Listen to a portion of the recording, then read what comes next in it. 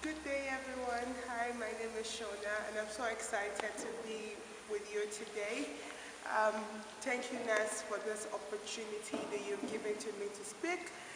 It's amazing what Nance is doing here in Cyprus, and I hope more people can get involved in the great things that Nance is doing here in Cyprus. This is a student organization, and they try their best to make sure that Nigerian students have the best year in Cyprus, and they have a voice even back at home. So kudos to Naz, and I'm so grateful for the privilege of giving to me to be here. And guess what? Everywhere, everyone go on the social media. Everyone is talking about the upcoming election. It's fantastic. When you go online, it's trending. Nigeria 2019 election. We just have so many people saying different things. PDP, APC. No, I want a ruling party participating in election. It is very important. It is important for you to vote. It is important for you to get your PVC. It is not okay to complain about the system. It is not okay for you to say that the government is not good. The least you can do once, the age for voting is the age of 18. The least you can do at the age of 18 is for you to actually participate in the election. Let me tell you the trick.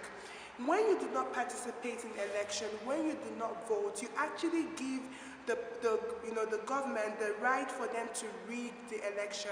Now the truth is that you need to understand that the government, the political parties, they are scared of your numbers. They are scared of the youths coming out to vote. It is impossible for them to rig an election with a high turnout of youth. They don't want you to participate. That's why they make elections seem like it's not something. They paint election in such a way that it's filled with violence. Yes, I know that there can be violence in some cases, but sometimes it is not as extreme as we make it seem.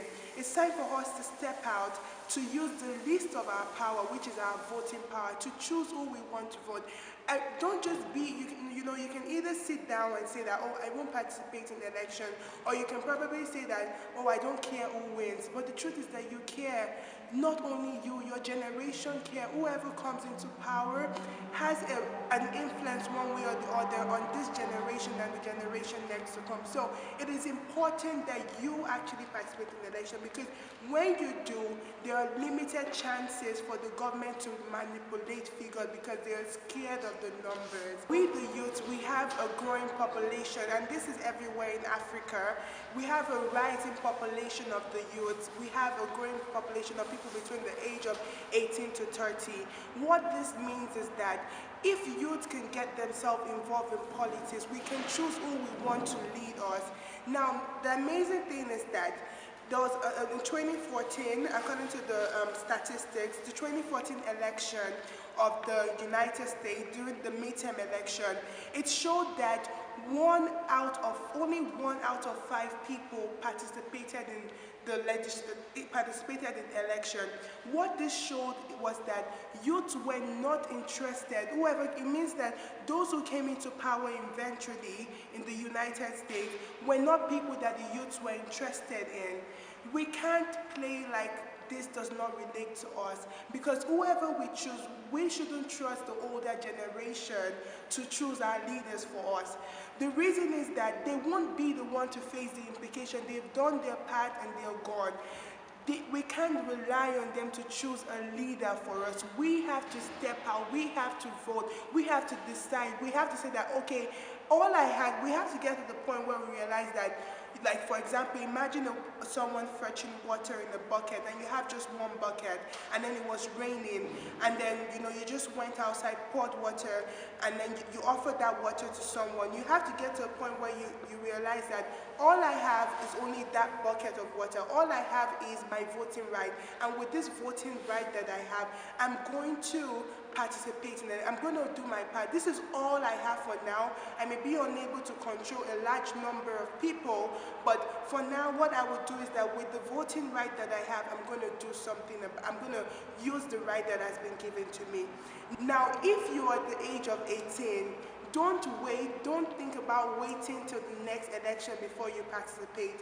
The reason is, it has been discovered that if you do not participate in an election, when you have reached the age of voting, you would never participate in election again. So if you're not interested in voting, immediately you reach the age of 18, don't wait till you're 30. It's not going to happen. Participating in election is something that we have to build ourselves to enjoy, something that we have to understand that it is part of our right. It has to become a part of us. And again, there is power in your number. So if you're the only one listening, it may just be you listening to me today, but you can convince your other mates, people around you, that they should all come out. The same way you buy your Beyonce ticket or, your Davido ticket, your whiskey ticket to go for a show. Invite friends, to follow you and then go and vote.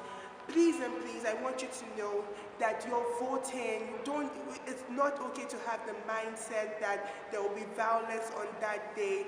The last election we had, the United Nations sent,